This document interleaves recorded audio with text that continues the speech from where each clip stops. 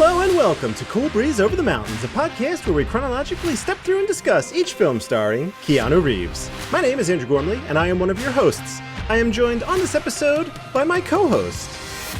She uses soft style in a hard way constantly, Whitney Nelson. It's true, that's me. Here I am. Hello, everyone. God, I love that line. It was so good. Those dodgeball announcer fellas. It's just the two of us. This is a new dynamic. We've never had the two co-host situation before. No, but it's a tumultuous time in the world, and sometimes you got to run with the crew you've got. Yes, exactly correct. So might end up being a slightly shorter episode, but no less enthusiasm as a result. So let's get right into it. As always, up top, I mentioned you can find the website at coolbreezepod.com, email us coolbreezepod@gmail.com, or hit us up on Twitter at coolbreezepod. If you're watching live on Periscope or Twitch, you can chime in with your 2 cents and have us read your comments aloud. I am monitoring the live chat kind of in one of these windows here. It's looking good so far. Looks like it's all working. This movie might, last week there wasn't much debate. This week, I don't think there would be much debate about the quality of this film. I don't think there's going to be any debate, but all right. We'll see. That's great. So, live streamers, that's Periscope and Twitch. And then finally, if you want to be excellent to us, please share the show with your friends, rate and review us on iTunes, bring all sorts of new people into the fray. I want to say that either because of quarantine or people sharing or some combination of both, the numbers have continued to rise subscriber-wise. So it's very heartening to see. So thank you. Thank you, existing listeners. Thank you, new listeners. It's great to have you. Great to have you. So we haven't done this in a bit, but I think it's actually better to go a couple years between these, Whitney, where you take a temperature of where we are film-wise in the world. Yep. I agree. I think doing one after another when it comes to years can get a little repetitive, but just like a recap of here's where we are with pop culture. Yeah. And this is a particularly interesting year. It's a weird year for films. So here are the other like noteworthy films that came out the same exact year. So we have Gravity, Man of Steel, Inside Llewyn Davis, Iron Man 3, Captain Phillips, American Hustle, The Wolf of Wall Street, Pacific Rim, The Conjuring, Gatsby, Oblivion, and our Best Picture winner for 2013 was 12 Years a Slave. Which... It's a real mixed bag. Yeah, there's not... I mean, in years past, we've kind of had like a through line. This year, no. It's all over the map. The only through line really is depressing. Yeah, okay. I can get behind that. Even the ones that are like on the wackier side, like The Wolf of Wall Street, that's still a pretty depressing jam, even though they go all out. That's true. Iron Man 3 also Marvel film, Gatsby, but perhaps the most depressing Marvel film. Most depressing. One of the most depressing. Yeah, for sure. They're all just kind of downers. Yeah. Pacific Rim might be the most fun I was gonna out of say. all of them, and that's still not like a happy-go-lucky action movie compared to some. So when Pacific Rim is your like thrill ride, your lighthearted thrill ride, something has happened to the culture. Right. It's an interesting year. So that's where we are. Our today's movie came out alongside all of these, and I think these are all kind of bangers in their own regard, right? That's totally, yes. I am totally not saying that any of them are bad, because most of them have a pretty devoted following in one way or another. Yeah.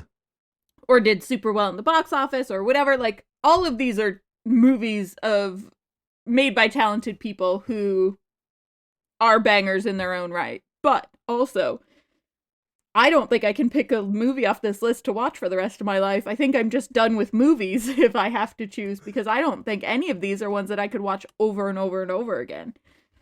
Yeah, this is a very tough list. I honestly think if you said you can pick one of these and you have to watch it only this forever, I would say, I guess I'm just done with movies then. It's like, why are you punishing me? Yeah. And that's not that any of these are bad. Right. It's just all of these are too heavy for a rewatch. Understood. Yeah. Let alone eternal rewatching. The top of the list for me, I could say the Pacific Rim, just because it's a little bit more. For sure, me fluffy, too. I think yeah. if you had to force my hand, Pacific Rim is probably maybe Gatsby, just because I'm into the style of it. Oh sure, Baz Luhrmann, right? Yeah, that guy's got. Yeah, no, I'm a Baz Luhrmann fangirl. So maybe that one, but that's a real downer of a story. Right. It's all glitz and glamour until it's absolutely not. Mm-hmm. All right. Well, that's very interesting. So that's where we are culturally here. And then we arrive at the movie that we're here to talk about today, which is The Man of Tai Chi. It's actually, I keep saying the man, it's just Man of Tai Chi. So if you hear me say that, it's just, I don't know why I add the to the beginning. Feels right in my brain. The plot synopsis from Rotten Tomatoes is as follows. This film follows the spiritual journey of a young martial artist whose unparalleled Tai Chi skills land him in a highly lucrative underworld fight club. As the fights intensify, so does his will to survive. This was directed by our main man, Keanu Reeves, directed this movie. It is his directorial debut, and he has not directed another movie since this, which is pretty interesting for reasons I think we're going to touch on in just a bit. Mm-hmm. Co-starring alongside Keanu is Tiger Hu Chen, Karen Mok, Hai Yu, King Ye, and Simon Yam. So Whitney, we are coming off of a movie that literally had a 0. Yeah. So what do the critics and audiences think of this one? Well, the critics, pretty resounding positive, 70% critic score. All right. That's about as high as they get for critics. Because, they're critics. That's in the name. They're critical. And a 50% audience score, which I really think has more to do with lack of exposure, more so than experience of the film after having seen it. Okay. I definitely think that the average score should be much closer to a 70, but I think that you have to have an idea of 80s kung fu action movies to appreciate this sort of like passion project. So yeah, I could see not everyone getting it, but I feel like it's because of lack of exposure to the sort of source material that this is a pastiche of. Anyway, the critics. We have a critic quote from Robert Abele from the LA Times, who says, "The brutally efficient shooting style Reeves employs to film master choreographer Yen Wung Ping's breathtaking fights is refreshingly grounded and old school kinetic." Okay.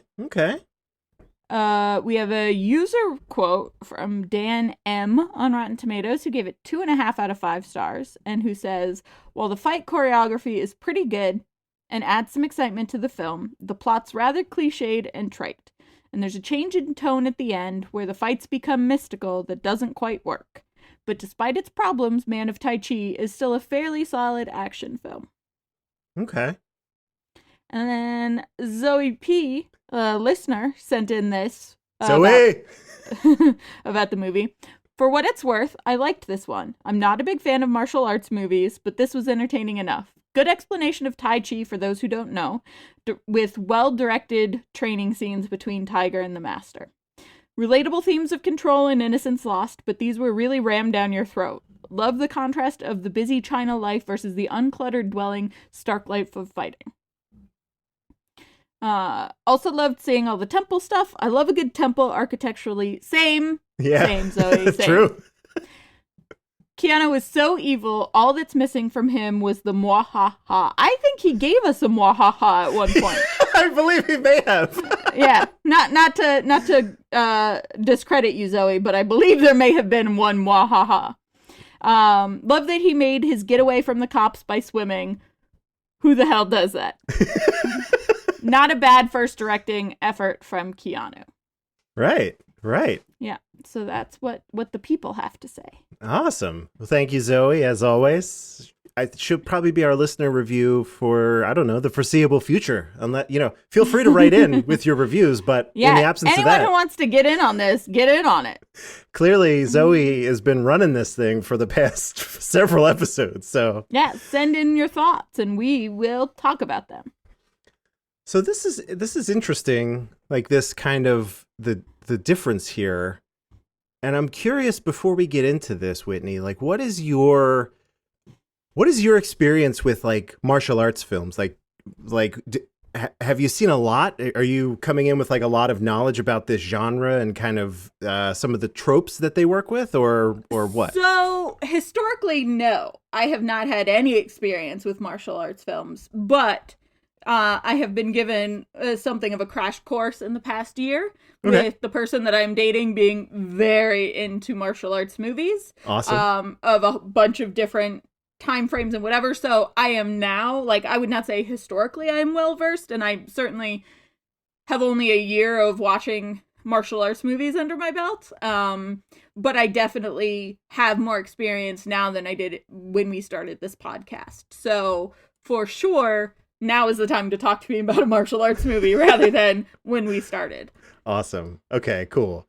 Because I could be like a pretty self-professed like noob about this stuff. So what I did was like I did a Google search. I was like most popular martial arts films. I'm like ranked by people or Google or whatever. I was like, let me see how many of the widely regarded martial arts films that I've seen. So I'm going to read a list of them here.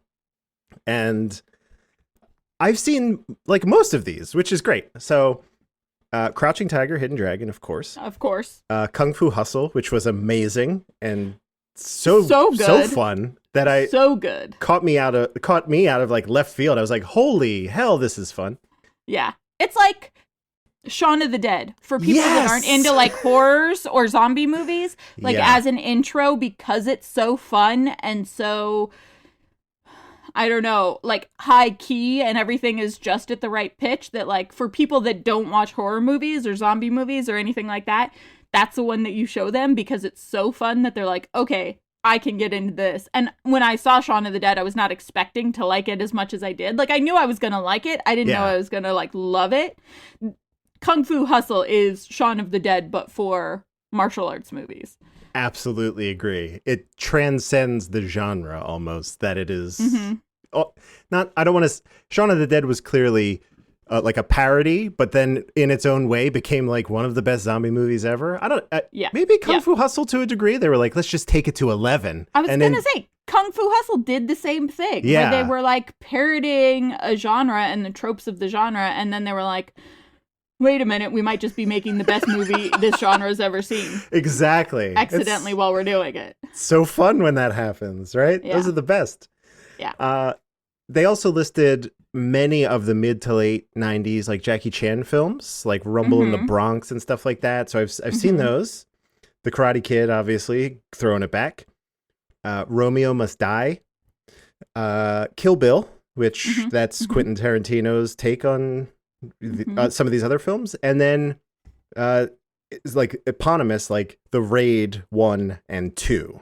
Or The Raid Redemption, I think it might have been called, the second one. So I've seen all of those. So that's, but like anything outside of that, there was IP Man or Ip Man. I don't know what you would say. Several of those, I'm like, I don't know what that is. I don't. So that's what I'm bringing to the table here when I watch this film. Yeah, I definitely would not call myself an expert, but I definitely have a few more things under my belt as far as genre or not really released in America or that sort of stuff. B-movie martial arts movies that made a big impact on the field but didn't necessarily make a big box office impact. That sort of stuff. I've been shown a lot of those. I couldn't even tell you the names of half of them. That's how much it's like, a project of my partner who loves martial arts movies showing me martial arts movies, but they all have elements that I really, really love. All right. Well, that's good to know. Good to know. I like anything where they're building a world and anything where the drama is heightened. And so, martial arts movies are like perfect for that, because Yes. they always do a very good job of building a world, whatever that world may be, and they always heighten the drama in a very melodramatic way, but in a way that I love. And this movie does both of those things. It does them really well. Really, really Mhm. well. I think the final thing that I'll mention before we get into our thoughts on this is that this was the first time we did like a watch party with our some of our listeners. Oh my gosh, and it together. was so fun. It was the best. Y'all need to, if you are at all into this podcast, you need to be on the lookout on Twitter for future watch parties, because we had so much fun in the chat. Yeah. Just as a group, kind of talking about the same sort of notes. Like half the stuff I'm going to talk about right now and in just a minute is stuff I already said in the chat, but it was also really like freeform and fun, and we all were just like riffing, and it was almost like an MST3K thing, but we were all having a really good time doing it. Yeah, absolutely. And shout out to Christina and Jen. And Charles Nolan even showed up out of the Charles void. Nolan gave us a bunch of really interesting fun facts during the so yeah, we even got a small sort of influence of Pop Quiz Asshole, because every once in a while there would be a fun fact from Charles, who knows everything about everything Keanu. But yeah, Jen stopped by from I Never Saw That podcast, which is a great podcast, and she is delightful. Yeah, so even if you can't make the whole time, pop in and just watch a little bit of the movie with us and see what we're saying. You know, you can get stuff from context clues and whatever. Yeah. And then leave again. You don't have to be married to the whole film, although Christina was there for the whole film, and Christina was start to finish a delight. Yeah, that was great. I'm going to work with Whitney to plan these out, because we have a couple of these coming up for this season still. Right at the end, Christina mentioned The Bad Batch, and I think there was one other that come out or in this season that are also on Netflix. So if you have an account, you're golden. We need to re-review the list and see what's on Netflix and prioritize Netflix now, because the watch party was so fun. I want to do it for everyone we can. Absolutely, absolutely. So do that. Be on the lookout. It was a lot of fun. I just had to mention it because it was so cool, so cool. All right. So we had the watch party. We talked a lot. Whitney, do you want to springboard us into your thoughts on Man of Tai Chi? Sure. I thought this movie was great. I loved it. I said at one point in the chat that, you know, we've talked several times, mostly Andrew has talked several times so far about sort of like nuggets that are the seed, the beginning of John Wick. And I really, like, I've seen where you're coming from every time you've said that, but I haven't necessarily agreed until this movie. This movie, especially knowing that it was Keanu's passion project and that he was the director and he got this off the ground and he wanted to make this film, this really showed you how John Wick happened, in my opinion. Like, the knowing that he was as invested in this as he was, and the people that he got to be in the movie, and the way that the camera work happened and everything, it was just so pre-John Wick feeling for me in a lot of ways that it made me be very excited. The fight scenes were outrageously good. Like, so awesome. Outrageously good. I think that plot-wise, anyone who says that this is a very common plot is not wrong. I was never once not sure where the movie was going. Like, it's very clear from start to finish how we get from point A to point B. It is a very stereotypical sort of hero story with all the plot points of a hero story, with the, like, getting the call and being reluctant to answer the call and you know, whatever, blah, blah, blah. The way that it all unfolds was very stereotypical as far as not just martial arts movies, but kind of any movie where there's a hero and a villain. So I don't think in plot it was super original, but I think that what it was an incredible mashup of martial arts movie, specifically like the 80s kung fu movies, blended with very slick Fast and the Furious type action, John Wick type action. Like, it felt way more up to date than a lot of movies we've seen recently that were actiony. because, you know, we've seen a couple that have been more dramatic, that have felt more modern, but a lot of the actiony stuff that we've seen recently has felt dated. It's felt very like pre-2010s, even if it's been in the 2010s. I think this was the first one that felt modern as an action thing. And I think that was because so many of the effects were practical. And I also think Keanu brought in the best of the best when it came to martial arts choreography. Oh, absolutely, yeah. And cinematography and the way that everything was shot. I said at one point, and I know that I say this about a lot of things, I bring Wes Anderson up a lot, but this kind of looks like Wes Anderson made an 80s kung fu movie, because there is a very meticulous Wes Anderson-esque attention to the frame at all points in time. How this shot is framed is never once not super intentional and artistic. Every single shot you could freeze frame and is amazing. Not everyone would I want to like print out and put on my wall, but most of them I would. And they have a slightly wide angle lens on this, so everything just looks bigger and open and has more space in it. Whether you're indoors or outdoors or whatever's happening, there is a feel of space in every scene because of the slightly wide angle lens, but they also use every bit of that wide angle for set and costume and fighting and action, and just everything is framed and shot beautifully and very, very meticulously. Yeah. There's a bunch of things that are a little bit ridiculous, but make it really great. Like, so there's the main cop is a lady cop who is obsessed with, like, this case and wants to figure out this case, which is, Andrew said in the watch party, is, like, favorite trope. Yeah. Like, can't give it up. Like, obsessed she was with the case. Yeah, she was kicked off the case. Even if I get off, get fired. But because it's a woman that's this, like, hard-boiled detective obsessed with this case to the detriment of all other cases, they bring in this guy who's super handsome, who wears, like, a linen coat, who's also a detective, but he literally comes in, I think the most he ever said in any sentence, in any scene he was in, was, like, 2 sentences. He just pops in to be, like, handsome and also a cop, and then he goes away again. Uh-huh. And there's, like, no reason he doesn't need to be in this story. He is totally superfluous as a character. Yeah. He doesn't say or do anything that brings anything to the story. He's literally just there to be like, there's this hard-boiled lady cop obsessed with this case. And then there's this, like, Matthew McConaughey sort of Asian dude who's just handsome and laid back, and he comes in and says, like, 2 things and then he leaves again. Yeah. There's some stuff like that is definitely, there's a suspension of disbelief for sure. Some of the, like was mentioned, some of the martial arts stuff gets into the mystical. We got into sort of like ghost punches and it's so good stuff later on.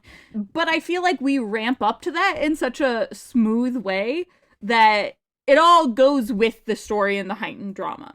Keanu's character is so evil, and he does such a good job of being evil. I said this in the live chat for when we watched it, but Keanu's, like, inner dialogue, his ability to show what's going on under the surface and the thought process and whatever, works super well for villains. And I really want to see him be a villain more, especially after seeing this movie, because he is the villain of the piece, and he does such a good job of being super dramatic and, like, melodramatic, like, very, very over-the-top villain dramatic.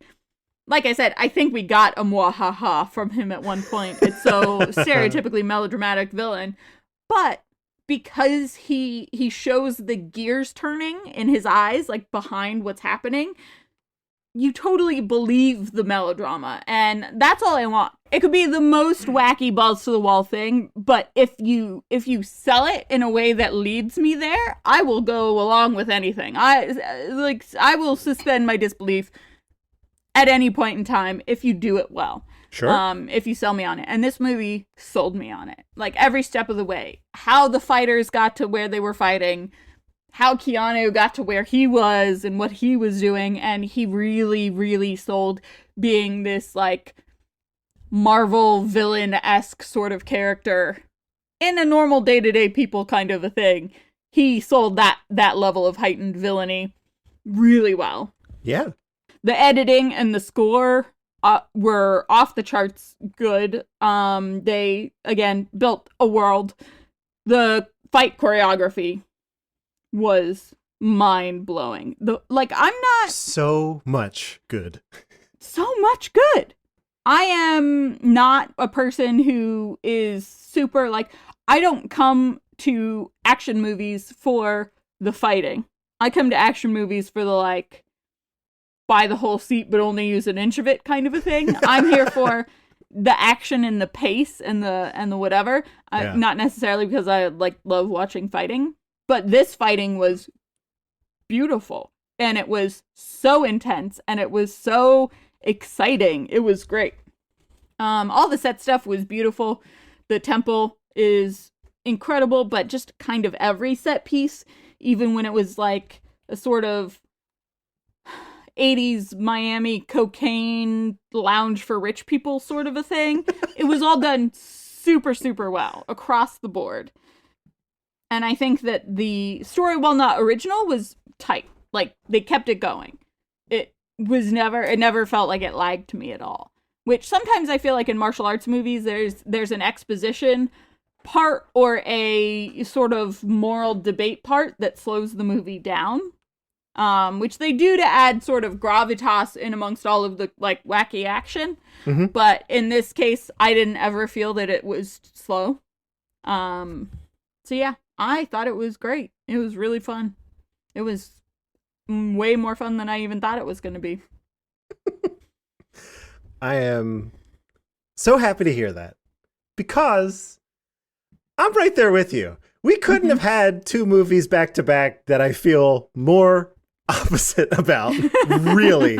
I don't think in the whole time we've been doing this, we've ever had this happen where it's actually unbelievable to me how easily I felt just pulled into this world, which you talk about movies that you might not have a lot of experience in a particular genre, and this is also a foreign film. Also, it's a lot of it is subtitled. It switches back and forth between English and Cantonese.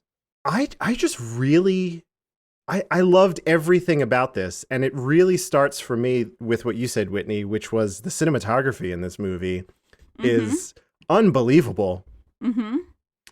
The framing of, so what you said, they have these they're definitely using a wide angle or an anamorphic lens. It's got that very widescreen look to it. But it's not fisheye. It's not that at all. It's just so much space. Like I said, I don't know enough about lenses to know what kind of lens this was, but I know this was wider than normal, but not the kind that distorts the middle to be bulbous or anything like that. Exactly.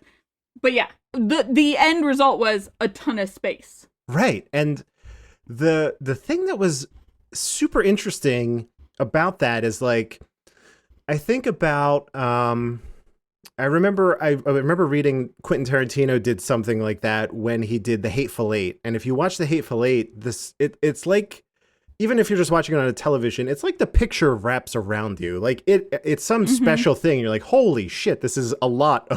They had to redesign sets because the lens was so wide. I say all that because they have shots in this movie where, as wide as they are, and it's pretty much the same throughout the entire film, there'll be scenes where they put our talent dead center of this frame.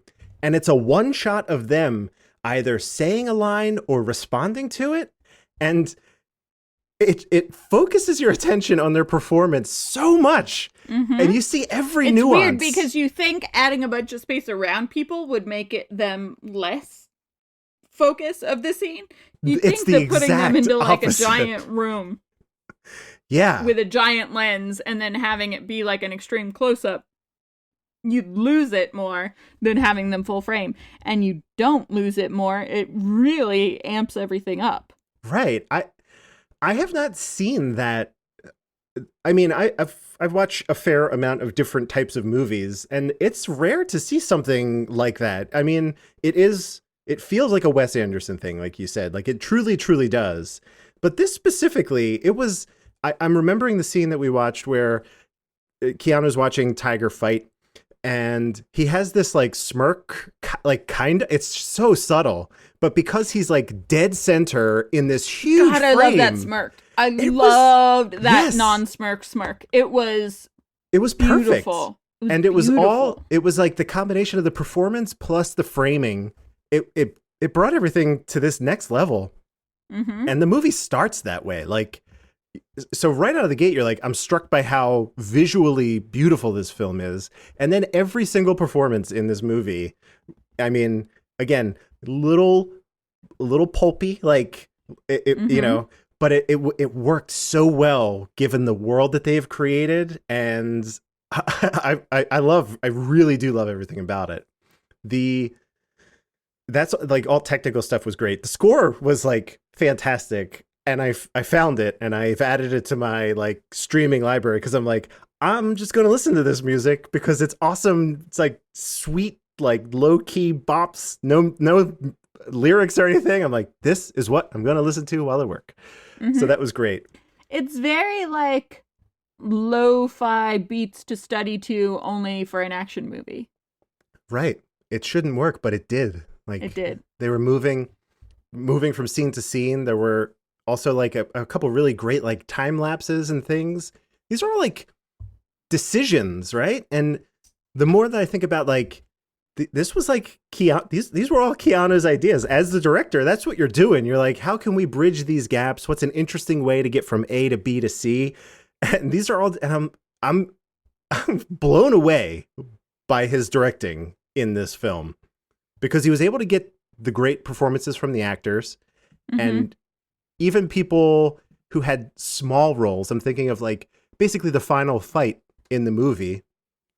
This guy comes out. You're like, oh, this is going to be an epic battle between these two, right? Mm-hmm. And it doesn't go the way you necessarily think like an epic final battle would go. But even that actor you could see the frustration. He's like, ugh! And it was really, really well done. Yep, it was. I like the pacing. I agree that the plot was, it is what it is. Like when we walked into the office, I was like, is this the love interest in our watch party? I'm like, immediately you were like, right, yup. yeah. So it's that sort of thing where you look at this person and you're like, okay, love interest. Okay, hard-boiled cop who's going to solve it at the end. Bad guy. Great. The master. We're going to have a cool master-student fight. It's good. Like all of those things are there, but it feels like it doesn't feel like a thing that's been necessarily remade or redone a million times. It feels like a story that you love, just with swap the people playing the roles, right? Which is that feels more interesting to me, where it's almost like a dream casting. Like, of course I want this story with Keanu as a villain and Tiger Chen as the protagonist. Of course I want that. So yeah, I cannot say enough good things about this movie. I'm so surprised how under the radar it flew. Right. Because like I've heard of it and we talked about this. A lot of people have been excited for us to watch it. It's come up a lot in conversation. Have you watched The Man of Tai Chi yet? But yeah. I knew nothing about it. I had no idea what it was going to be going into it, and knowing that it was going to be this like blend of old and new and this mashup of 80s hard-boiled martial arts movie with like new slick action movie. I had no idea what it was going to be, and it was so great. And it baffles me that people haven't talked about it more. Yes, especially in regards to. So again, I'm just going to pile on like what you said. Like the fight sequences in this movie are. I mean, it's obviously it's like we have a choreographer, and then it also depends a lot on the people participating, right? And Tiger is clearly a master at what he does, and everybody they hired as an opponent is clearly also a master of like a totally different fighting style than him. And what ends up happening is like, if you think about The Matrix, right? And you think about like the standout fight moments from any of those, like in terms of like a special move, right? The one that sticks with me all the time is the subway fight with Smith. And Neo goes to punch him and it stops short, but then he extends his fingers and kind of chokes him. And it's just such a cool, right? Like it's the coolest thing in the world. The Matrix had a handful of those. There's one of those in every single fight. In every fight. In every fight. There's one move that is specifically like the best. Holy shit, that's so cool. There's the one, it was like in the fighting room prior. He kind of like, he uppercuts or like hits a guy off the ground and grabs his leg and pulls him back to the ground and then punches him. I'm like, that is the coolest shit I've ever seen. So it is what you have said about this kind of being the start of John Wick feels more appropriate than the other times where I have perhaps thrown that out, shoehorned it in smaller ways, like smaller facets of it. This is clear, like, and this is another situation where we have seen it time and again where Keanu he's in this, like he is fighting, it's him, like the falls, the kick, like everything is him, and it's impressive. Right? You like, can see where Keanu's heart is in this movie. Yeah. For sure. It comes across as a director, but also as an actor of just like the kind of stuff he wants to be making. And it really shows you, even though John Wick wasn't as much of his personal project as Man of Tai Chi, you can see why he worked so perfectly in it, because this is what he loves to do. And I hadn't really seen that before. Like, because of the John Wick, because of the Matrix, whatever, that he has a history in it. But I don't think that I saw the love of it until this movie. Yeah. That's perfectly summed up. Really, that's it. You can... he had done things like this before, and he has certainly done things like this after. But this is like... I don't think we ever really truly knew, like, oh, this is like his happy place. You get to see inside of his brain with this movie. He loves this shit, like, a lot. So it's so cool to see.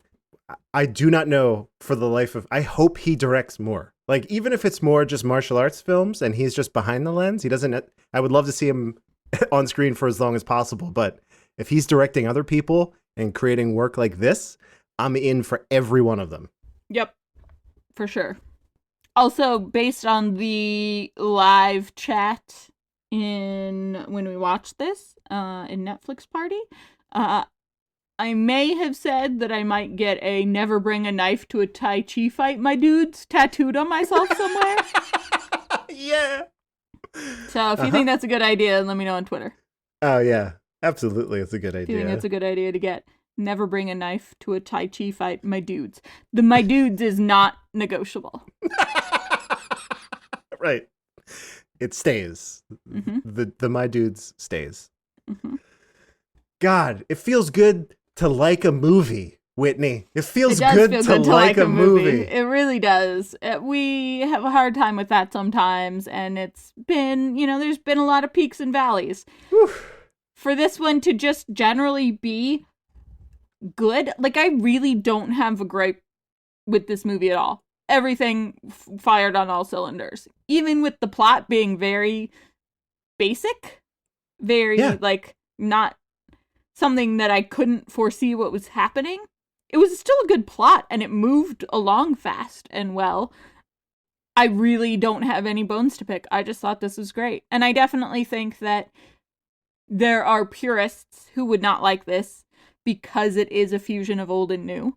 I also think that there are people that it doesn't have enough humor for some. Like, when we talk about stuff like Fast and Furious and John Wick in with these, and now John Wick 2 and 3 are different than John Wick 1. Yeah.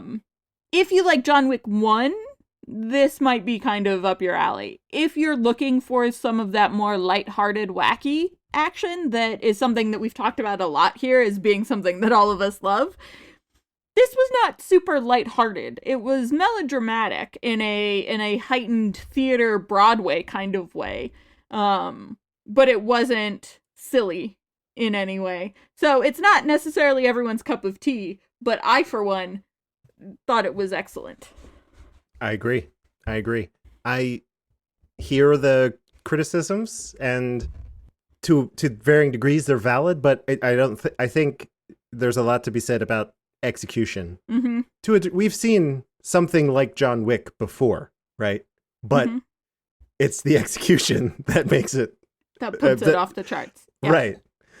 So, gosh, do we have anything else to say about this movie? I feel like we said a lot. I think we've covered everything.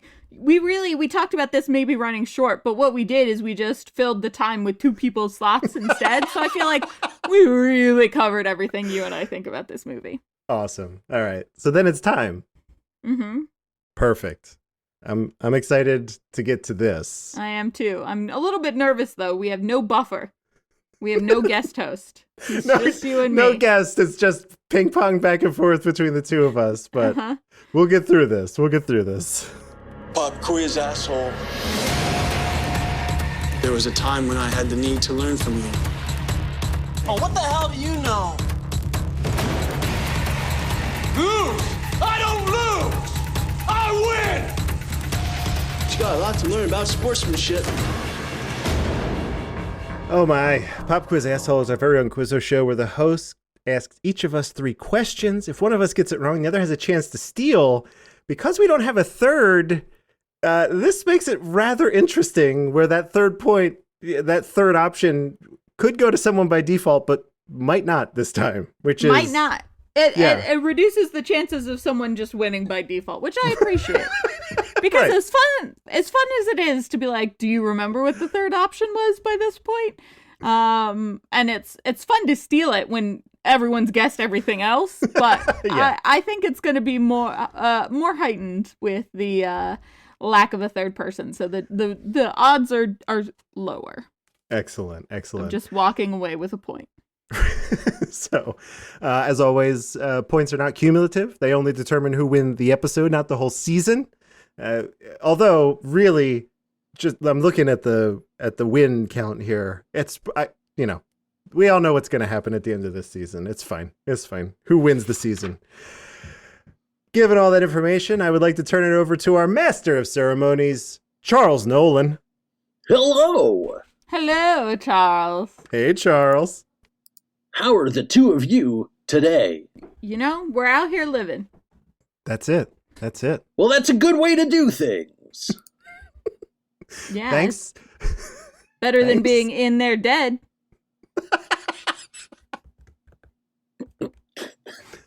Uh-huh. Mm-hmm. That's a very good point. Thanks again for showing up for the watch party, Charles. That was an unexpected I really liked your surprise. fun facts. I was so happy to be there. It was so much fun. Awesome. There's only 2 of us today, Charles, so I don't know what the deal is, how that changes things for you, but we're ready. All right, well, let's start off then. Whitney. Yeah. When Donica kills Kitek at the beginning of the movie, he says to him, "You're not a warrior, you're what?" Ooh. Is it A, weak, B, a rat, or C, dead? A rat. That is correct. All right, Andrew. All right, here we go. In their first interaction in the police station, Superintendent Wong yells at Inspector Sung Jing-si in English. What phrase does he yell?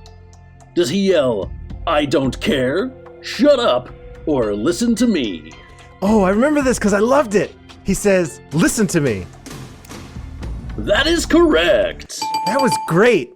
Yeah, we specifically talked about that in the chat when we were watching it, of the things that they chose to have spoken in English really gave a lot of emphasis to the words. It was really cool. All right. All right, back to Whitney. Yes.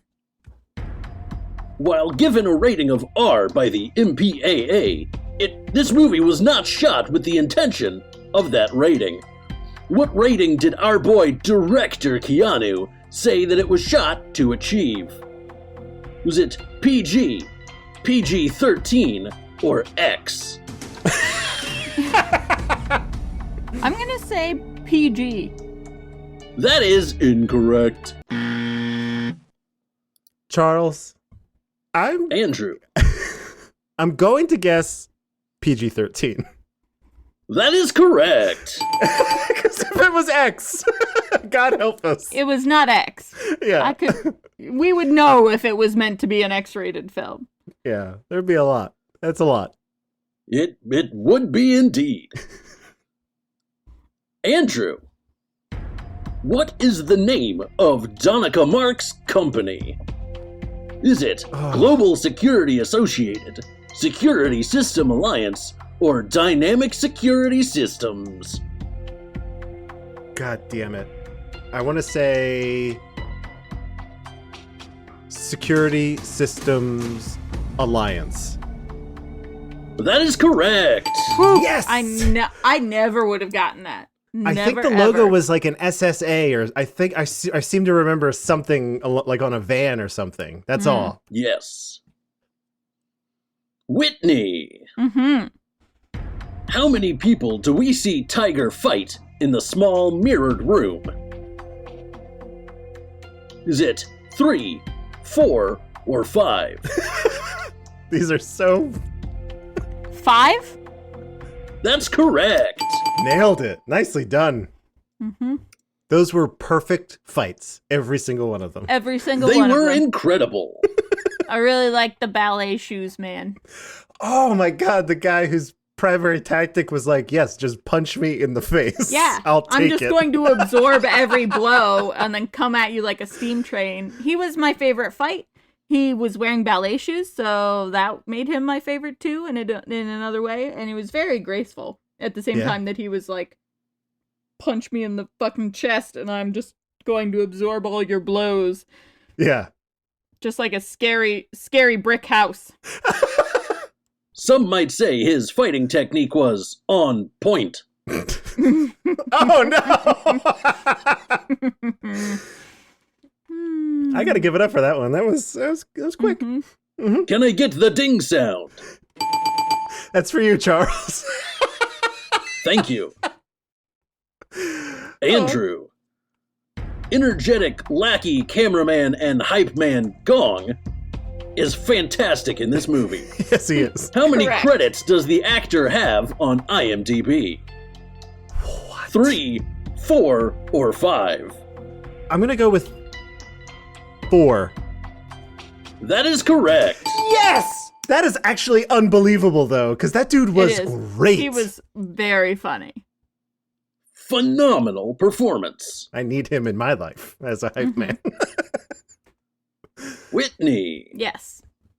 What kind of camera does Inspector Sung use? Is it a Canon EOS 40D, a Sony Alpha, or a Nikon D5600? Oh my God.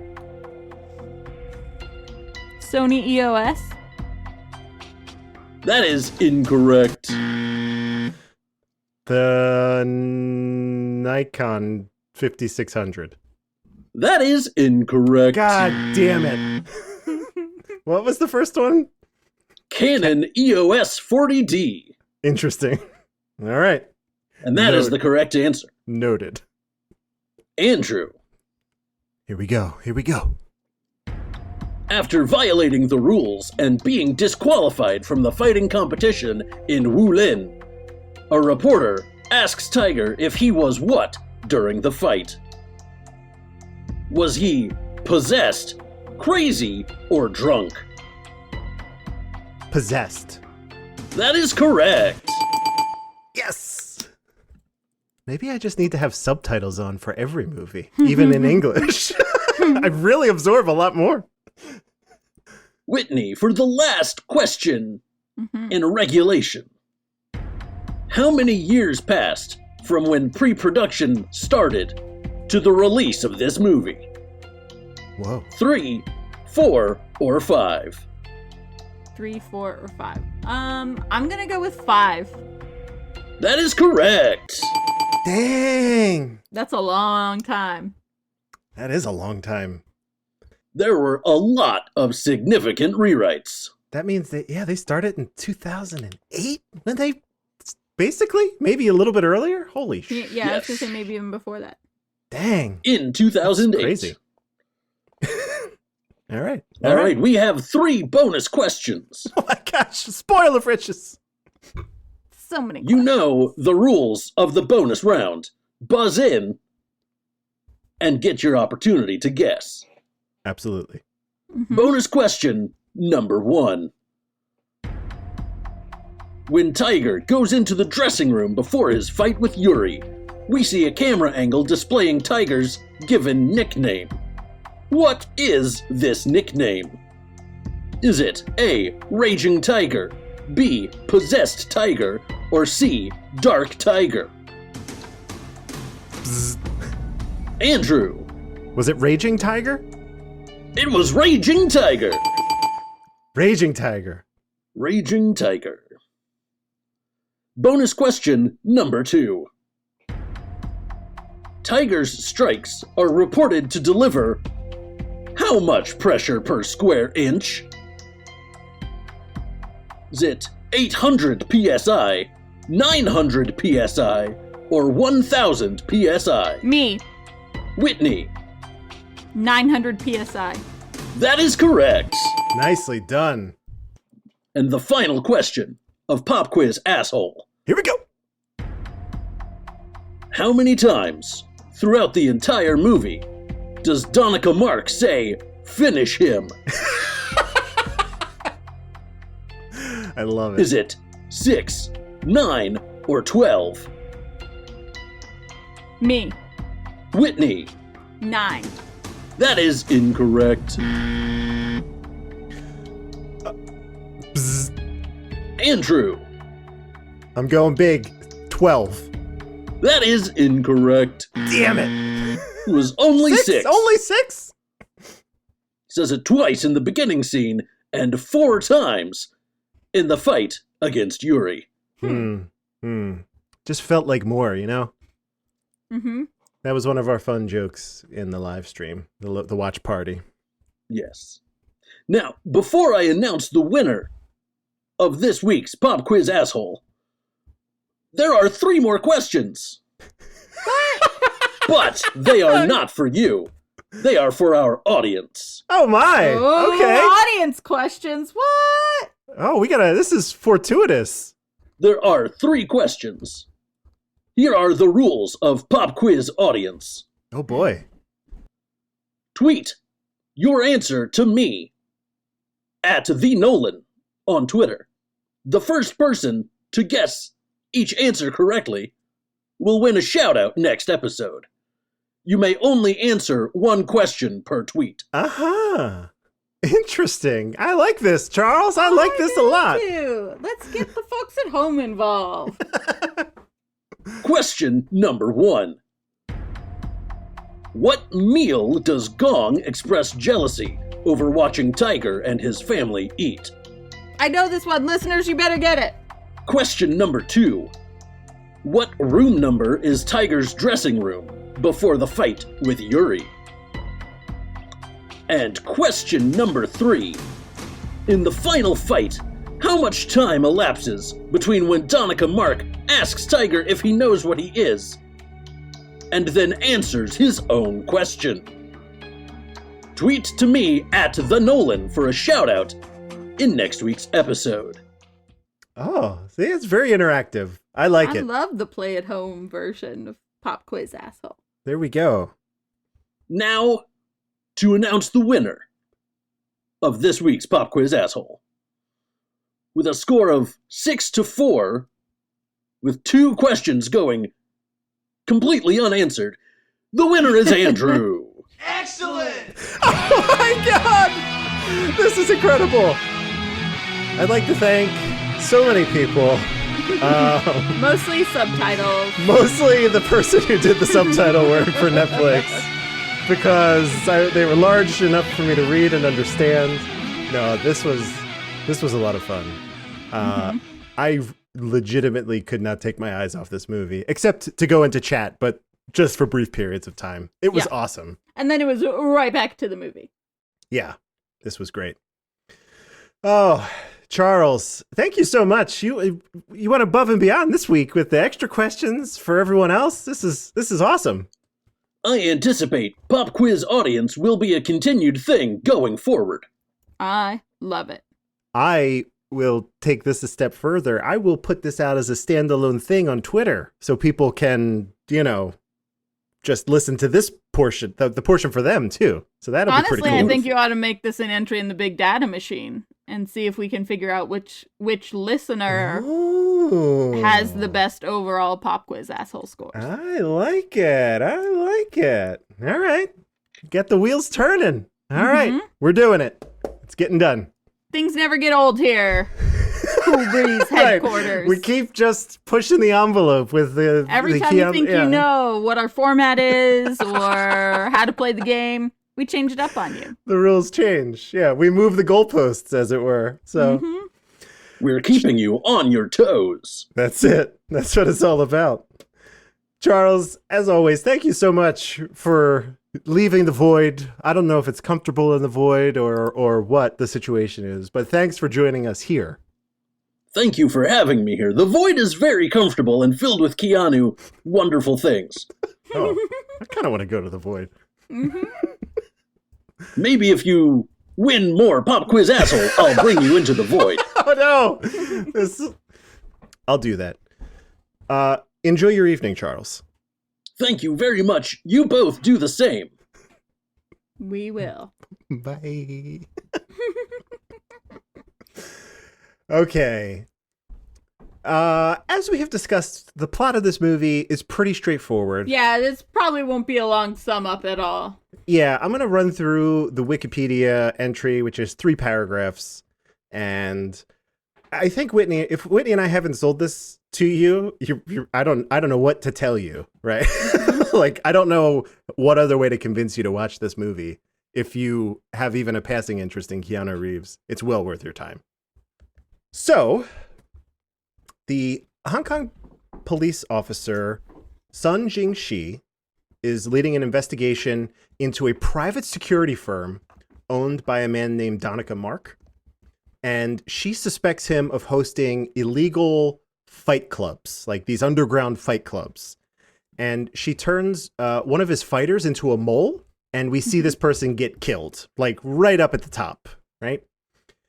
So without any evidence, Superintendent Wong, her boss, orders the case to be closed. But, and this is my favorite thing. I like heists, I like revenge stories, but I also love this trope of Sun Jing.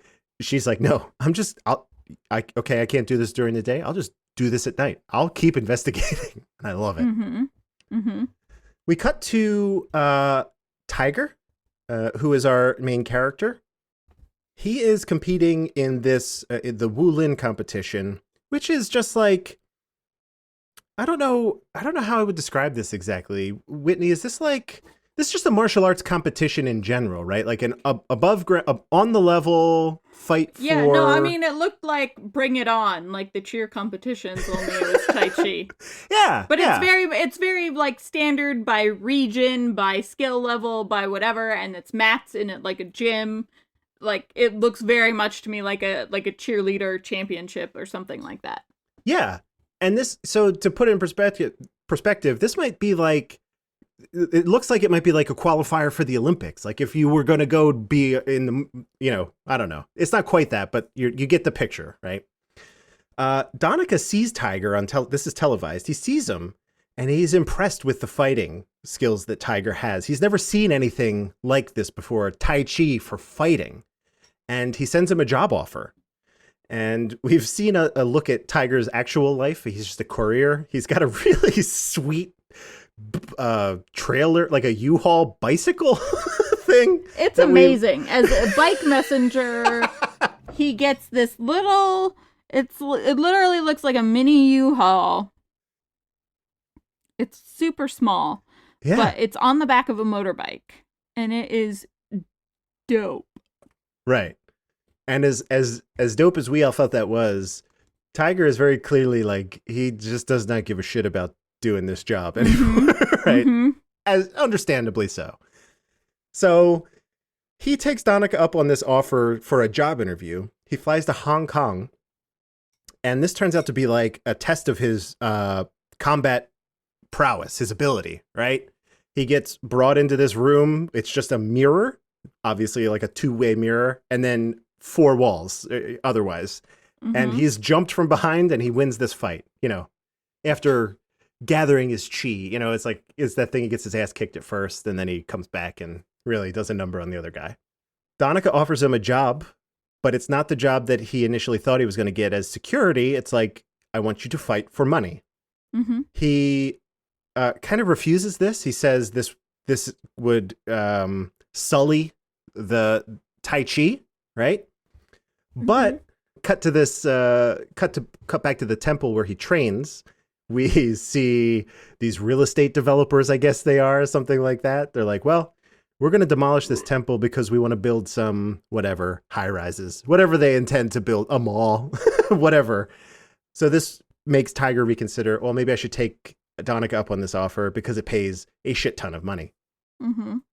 He also seeks help from his friend, the love interest of the movie. She says, if you get the money to fix the temple, then it'll pass inspection and we won't knock it down. We could do this preservation situation. This was like a little bit of a side story that didn't feel, it was just our impetus to get him in line with Donica, but it was cool. I liked it as a motivating factor. So after each fight, which is like, it's Mortal Kombat, right? And it is, as we said, it's like, it's watched by the very affluent from afar on the internet or sometimes in person, right? Tiger continues to win larger and larger sums of money because he keeps facing bigger and more menacing types of opponents. He then quits his job. He begins providing for his parents. We see the temple getting repaired. All of this stuff is, everything's coming up Millhouse, right? With time, Tiger develops his style, and it used to, in the beginning, it was really cool to see this, and as myself as like a novice at being able to notice this sort of stuff, it was very graceful and fluid, the Tai Chi that he was doing in the beginning, especially with his master. And then the more he fights, the more kind of like staccato, feels like kind of the right word for it. Like it's brutal the way he fights as he continues to go on in this fight club. His master notices this change and warns him, like, you got to stop. You have to meditate, center yourself. Tiger, he's like, nope, I'm good. I like what I'm doing here. We cut back to the Wulin competition, which is the up and up competition, and Tiger, he's gotten to this place where he sees every opponent as like a life or death situation. And he like breaks this guy's arm in the competition and is like, and maybe his leg too. I can't remember. He does a number on this guy and he's disqualified. So now all he has left is the Fight Club. When Tiger comes back to fight at the temple, this is one of the coolest scenes in the movie. You kind of saw it coming. He has moved from dressing very traditionally in white. He's now dressed all in black. It's very on the nose, but I loved it. Him and his master fight, right? Oh, and this is where we get this like wizard ghost punch thing. The ghost punch. What Wikipedia is calling it here is chi energy palm strike. So he hits him without hitting him, and Tiger goes flying. It's really, really well done. After that, Tiger leaves, defeated, right? And then he finds out that the authorities rejected the petition to preserve the space that the temple sits on because they saw what he did to that guy on television. And they're like, this isn't something that we want to preserve if this is what Tai Chi is all about. Tiger's pissed at this, right? He goes in. I thought he was going to do some damage at that office that he goes to where his love interest works. He just kind of walked out. And there's this, just as a side note, an incredible thing that Charles told us during the live chat. as he's storming out of this office, he's like walking right at the camera, and he pushes the camera out of the way. And it was an improvised thing, but they kept it in the movie, and it looked cool as shit. It looked awesome. So Tiger runs right to Danica. He says, I need a fight right now. And he fights this guy, Ori Romanov. It's a very large Russian man, as you might have guessed from the name. And channeling this rage, he defeats this guy in like a matter of seconds, and he almost kills him, but he doesn't. He gets like so close. And this is what Danica has been kind of grooming him to do. He's like, we want to see him murder somebody. Mm-hmm. Whether he says that outright or not, you know, we're looking at this progression. We're like, well, yeah, that's clearly what we want. Rich people want to see these other people kill each other for money. That's what everyone wants. Right. Even if it's not overtly said. Yeah, you can't go from A to Z. You have to take these steps along the way. And he was almost there. He was at like X or Y, right? So at that point, Tiger realizes he's like, whoa, I have to like take a step back from this. He tells Danica, he's like, look, you know, I can't do this anymore. I want out. And there's a really great interaction between him and Keanu here. He's like, you can't just walk away. And he's like, I'll see you on Thursday or whatever, like, which is really cool. So Danica, he sets up this private tournament. This is the death match. Like he was assuming Tiger was going to kill this Russian guy in preparation for what is about to happen right here. So Sun Jing this whole time has been like one step behind, but Tiger goes to her and says like, look, he is doing what you think he's doing. I want to help. She talks with Tiger, finds out about the death match happening on Thursday, and says, okay, what I will do is I will track you to its location. We will descend upon Danica, and this whole thing will be over and you'll be out. Of course, that doesn't go as planned. The first thing that happens is Tiger's phone is taken from him, so she can no longer track him. And then while in pursuit of his last location, she's run off the road. It looks like an accident. We find out later, not too much later, a few minutes, that it was all planned by Danica. The man who she almost got into an accident with comes down to, quote unquote, check on her, ultimately tries to kill her. She gets the upper hand because she's a badass. It's at this point that she's about to call for backup, but the assailant's phone receives a text. She looks at it. She sees that it is her boss's number asking if she's dead, which is crazy. Now she knows he is in Danica's pocket. So she texts back, it's done. And then she continues to this pursuit to where this fight is being held, which we eventually find out is on a barge out in what I can imagine might be the South China Sea. Right, offshore, international waters type situation.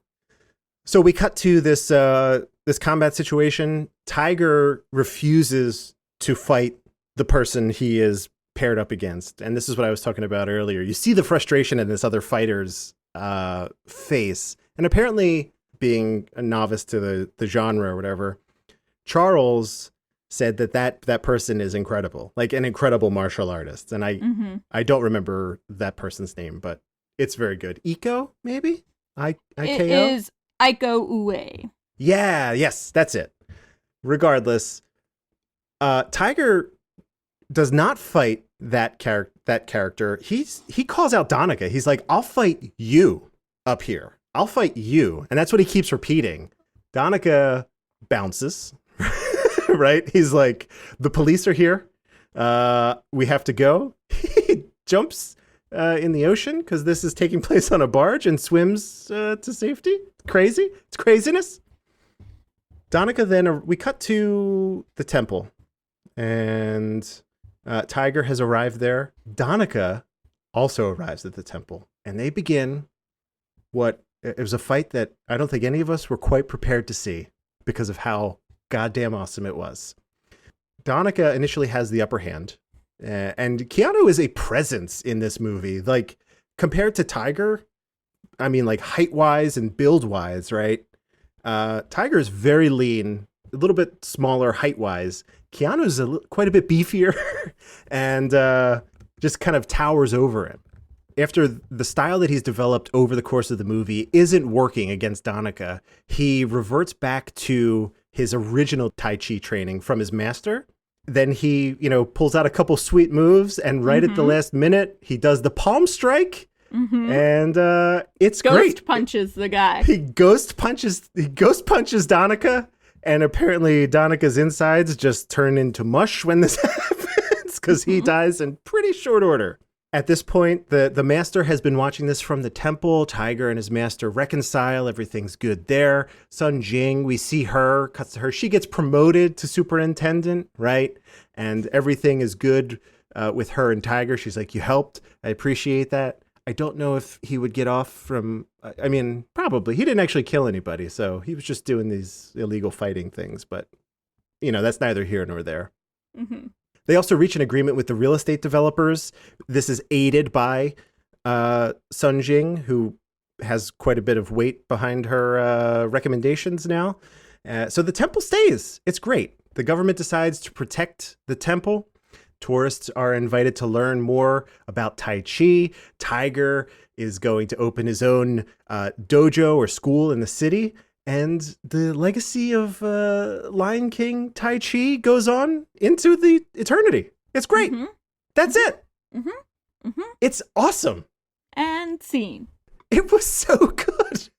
It was really good. It's really good, you guys. That's it. Watch it. That's it. We're Man done. of Tai Chi. I think everyone knows. Where we stand on if we recommend this or not. Yes. The answer is definitely yes. That is a hearty recommend. 100% will recommend this. In fact, I think I will recommend this more than a lot of other things because it does, in my opinion, fall a little bit under the radar. Yeah, this was an interesting one for me too, for that exact reason, where I'm like, I don't know why I didn't see this, because it's right up my alley. So yeah, now the interesting thing is, in terms of our actual rankings, where are you putting this, Whitney? I thought a lot about it, and it ended up in number 6 for me, between Constantine and Parenthood. Oh my God, our first top 10 of the season. Yep. Holy shit. Likewise for me, I am going to put this, it's actually going to also be in my top 10. It's a little bit lower for me. It's going to be at my number 8. But I love this movie, but it's absolutely top 10 material. I'm putting it in under Constantine and above The Replacements. So we both put it under Constantine. That's interesting. Yeah, I don't, the Constantine thing, that just, there's something about that movie still for me. I'm like, I don't know. For sure. I will always, I think, cater to something that's a little bit more sarcastic and funny, Yes. which Constantine is. But yeah, it's definitely for sure top 10 for both of us. And for most people, I would guess, although the Rotten Tomatoes scores would say otherwise. Right. Now, the interesting thing for me, and now looking at this here, now the movies that got pushed out of our top 10, right? For you, it's Tune In Tomorrow. Tune In Tomorrow. And for me, it's The Matrix Reloaded. But above The Matrix Reloaded for me is Tune In Tomorrow. And that movie is now literally on the chopping block. My sweetheart of a film, Tune In Tomorrow. Yeah, Point Break is the one on the chopping block for me. Point Break got moved down to the 10th spot. So absolutely. And I have a feeling, I have a hunch that maybe one or two movies coming up 2 episodes away from a lot of disruption. Yeah, I just have a feeling. So just enjoy the list as it exists for the time being. We'll see about next week. So, and speaking of, Whitney, you're running us through a movie called 47 Ronin. 47 Ronin. That is correct. I don't know anything about it. Yeah, I have not seen this. I believe there's something racist about it, but I don't know if that's true or not. Interesting. That's my osmosis of the movie 47 Ronin, is something about it is racist. That could be totally wrong. I'm not going in with that viewpoint. Yeah, it's not like a Matt Damon Great Wall situation, maybe something like that. Not that bad, but Not- in that vein. Okay. That's the Interesting. impression that I've gotten. Like I said, I have no idea. I don't know anything about 47 Ronin, but a less egregious Matt Damon Great Wall situation. Okay. Well, it's got Keanu, so I don't know. All right, we'll see. I'm interested. It's not just from the name. I'm assuming it's like a period, like an older samurai type situation. So that could be cool. That's an interesting thing in his career right here. At least this period of it, in a lot of stuff happening in Asia. So very cool. Very cool. Looking for always optimistic. This movie, I think, caught both of us off guard. I hope 47 Ronin does the same thing. I hope so too. I hope this is an upswing, but you never know. Cautiously optimistic, as always. So recommendations have been logged. We have our top Keanu movie rankings done. That's it. We're done. We're done. So why don't you just tell people where they could find you on the internet in the meantime? Yeah, I am at Whitney_Nelson, Nelsen, and follow me there, and you can find links to my other podcast, Historical Hotties. We just did an episode of Equestrians, was the last one, and Sculptors is going up shortly. So you can listen to us talk about the hottest sculptors in history and which one we would like to put it on. And yeah, and then I've got other podcasts too, but those are my main two, this one and Historical Hotties. But you can find all of my antics online through my Twitter. So you learn a lot on Historical Hotties, and that's one of the, it's entertaining and you learn stuff, right? And that's one of the greatest compliments I can give, because sometimes learning is not fun. I mean, that was the whole idea. It's hard, and everyone thinks that they're like, we get so many things about I'm too not smart enough to be on the show or listen to the show or whatever, and I'm like, this is not about being smart. This is just about realizing that there have been hot people all the time. That's a perfect way. Yeah, I like that's a great way to just punctuate what it's all about. You and Lindsay, the thing that impresses me is, for this show, little behind the scenes, I put together like our show notes, which is not much. It's like just copy pasta type situation for IMDb, Rotten Tomatoes.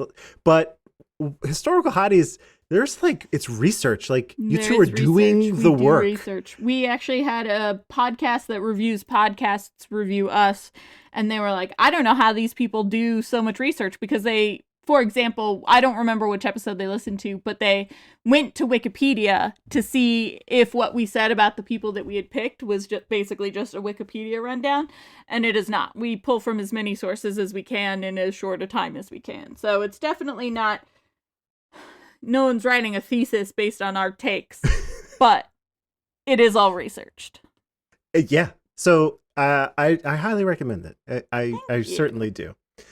You can follow me on the internet at Dark Driving. That's me pretty much everywhere. Twitter and Instagram are the places where I'm most active. Obviously, follow at Cool Breeze Pod as well. That's a great way to send me Keanu things that I will certainly see, because it's a much more focused account that way.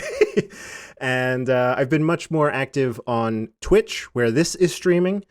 When I'm not streaming the podcast, I'm playing games. Very excited. Final Fantasy VII Remake comes out in like 2 days from as of recording this, and I'm going to be streaming the hell out of that. Been looking forward to that for, 23 years, something like that. So that'll be very cool. Yeah. So that's twitch.tv/darkdriving. Check it out there.